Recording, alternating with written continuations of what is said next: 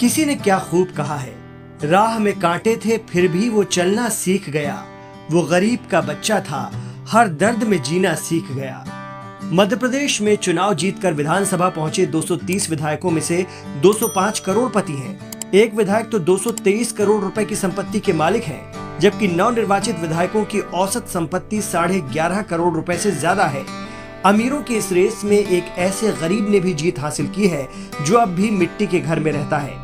यहाँ तक कि चुनाव जीतने के बाद भी जब जरूरी कागजात जमा करने के लिए विधानसभा से बुलावा आया तो भोपाल तक जाने के कार टैक्सी के किराए के पैसे उसके पास नहीं हैं। ऐसे में 300 किलोमीटर की दूरी उन्होंने बाइक से तय की।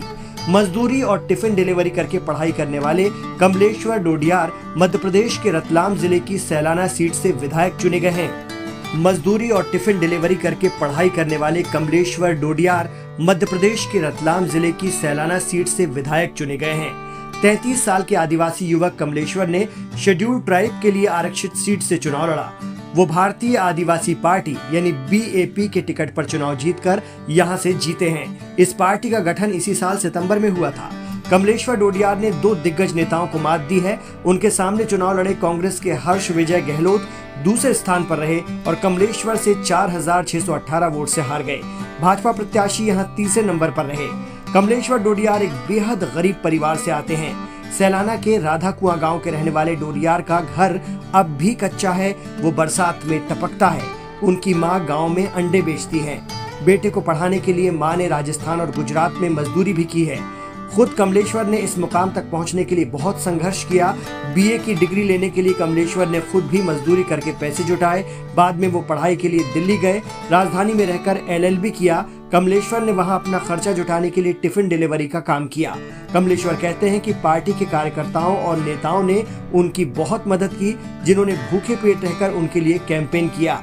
मेरी पार्टी और मेरे संगठन के साथियों ने मेरे लिए चुनाव प्रचार में बहुत मदद की, बहुत सहायता करी है। भूखे प्यासे भी प्रचार किया है और अपने जेब से 2 पैसे भी खर्च किए हैं प्रचार में।